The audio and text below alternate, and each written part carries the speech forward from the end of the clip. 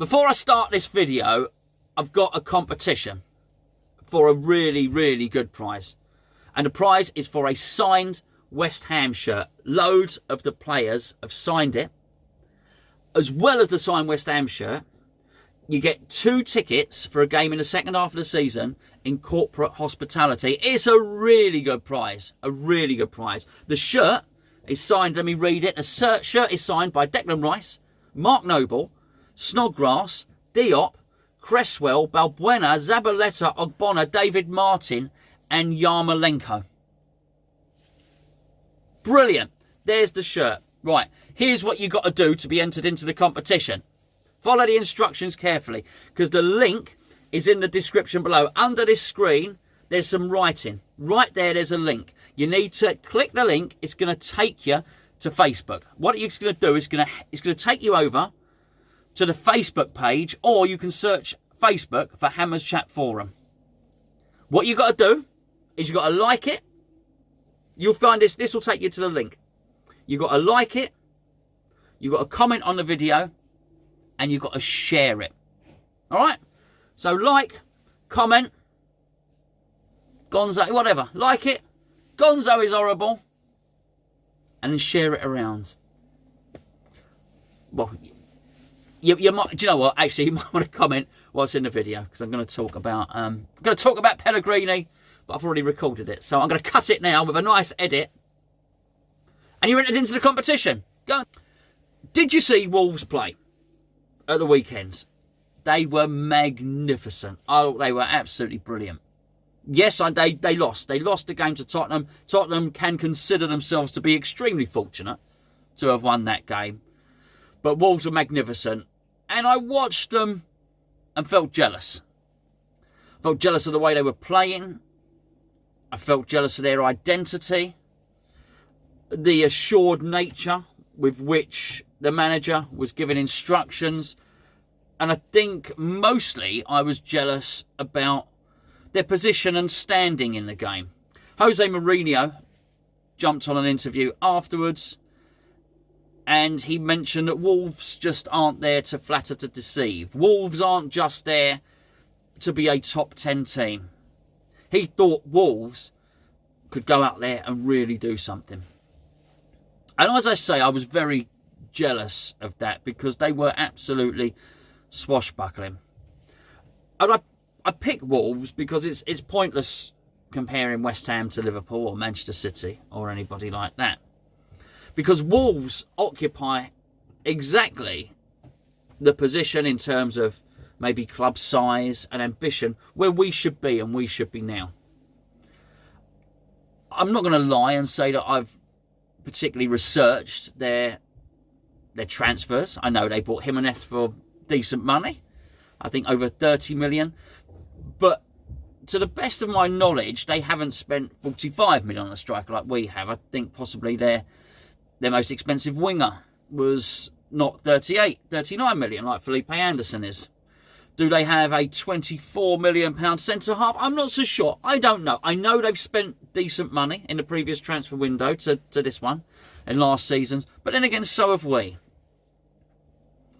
And the more I look at it, whilst I'm pleased with the result at the weekend, pleased that we are out of the relegation zone, pleased we have a 4-point cushion, I still do want a new direction for the club.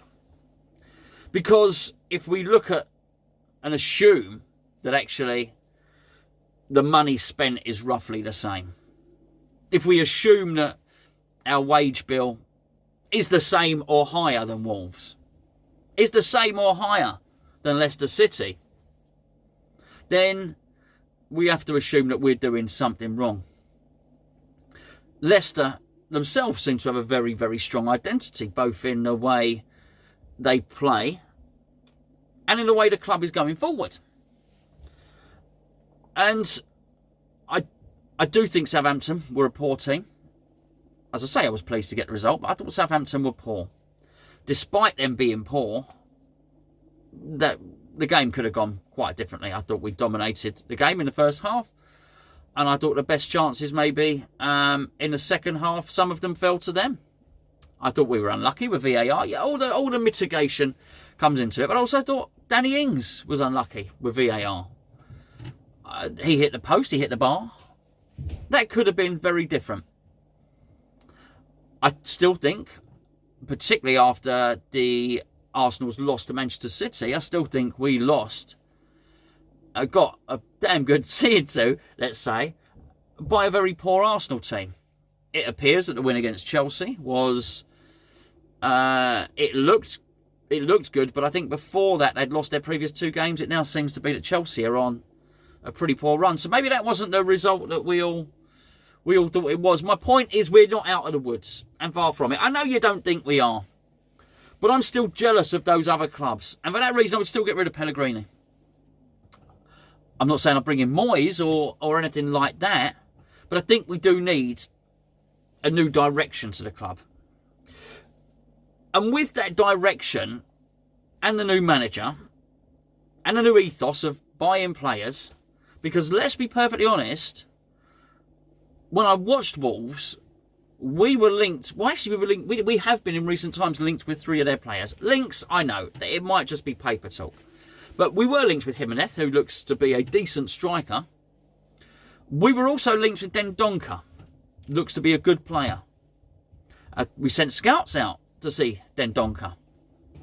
We didn't get Dendoncker. The other player, and you can check it on these very channels, on the Hammers Chat YouTube channels, you can check this out. On a number of times we were linked with Adama Traore. I was bang up for getting this fella, and it was clear to anybody that this was a player. But we didn't get any of them.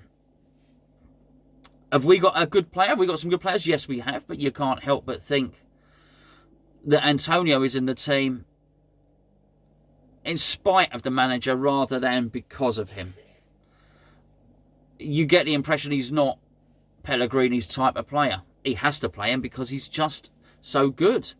But how long does it take for Pellegrini to realise that he perhaps should be pushing someone like Antonio up next to Haller? Why is it Antonio that needs to be pushed up next to Haller? Why, when we bought him from Frankfurt, I know I'm going over old ground here, but why when we bought him from Frankfurt, didn't we realise that he needed someone with legs next to him? So I still remain convinced about Pellegrini. I still think we need to change the manager and, as I was going to say, the infrastructure at the club.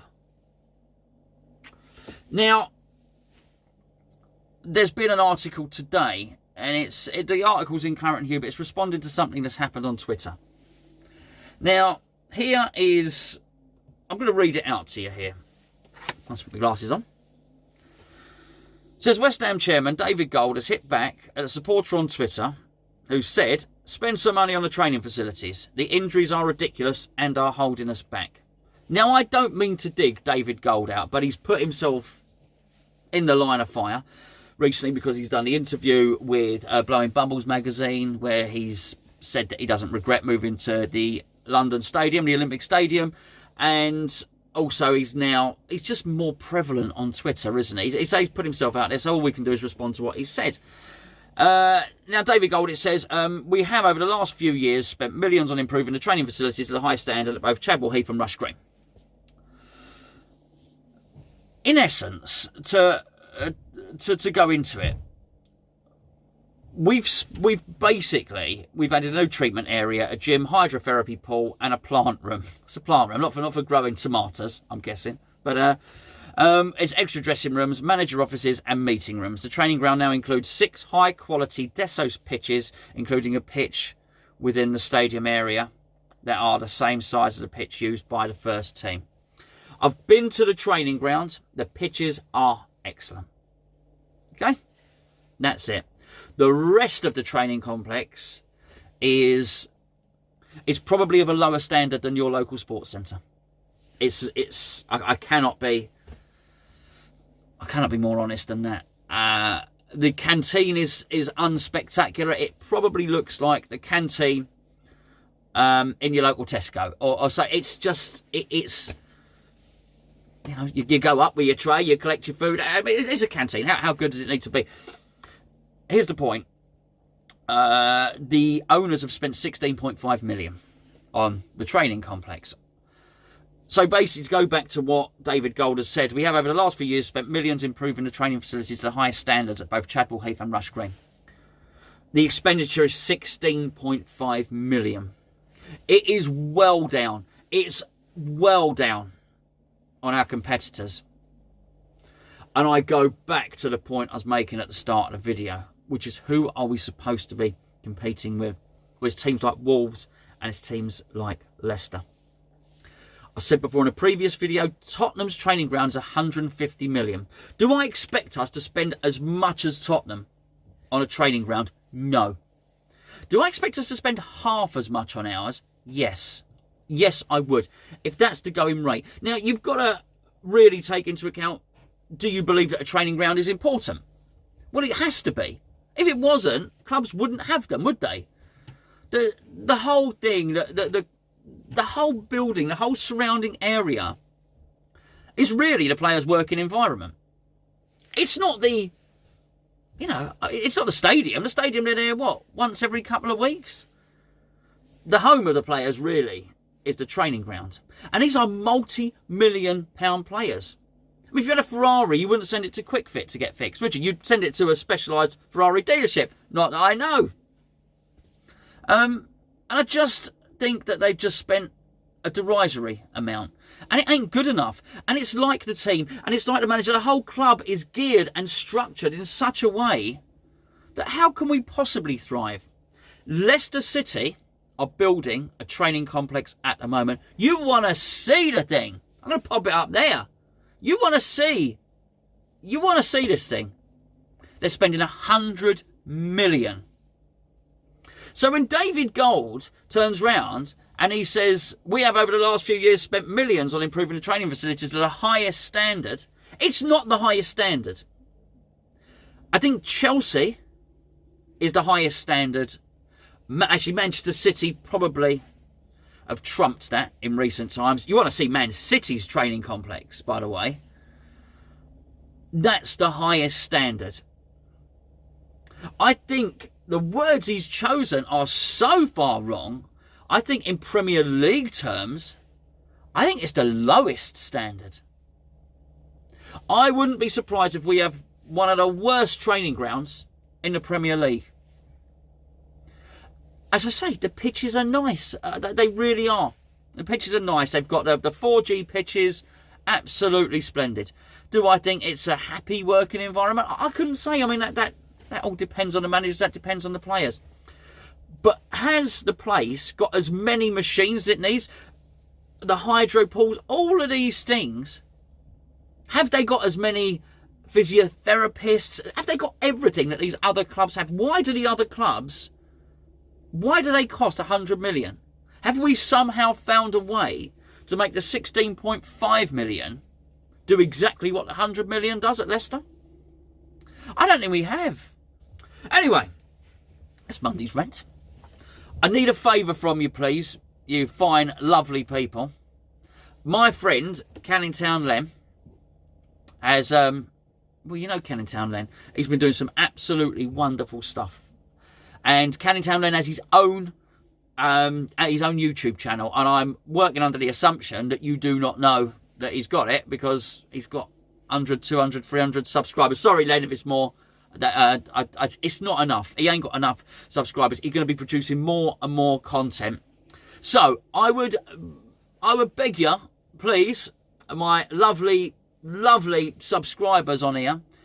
Would you be so kind as to please, I'm going to pop a link up in there in a second. Would you please just click it and subscribe to Canning Town Len's YouTube channel? You'll like it. It's fun. It's funny. It's going to be lots of West Ham stuff. He's done a very naughty, by the way, a very, very naughty video. A fairy tale of West Ham with a very interesting depiction of Karen Brady, may I say. And he's my mate, and I want his channel to do well. So if you would be so kind, it would be very much appreciated. The link's right there if this works. And I'll catch up with you tomorrow lunchtime.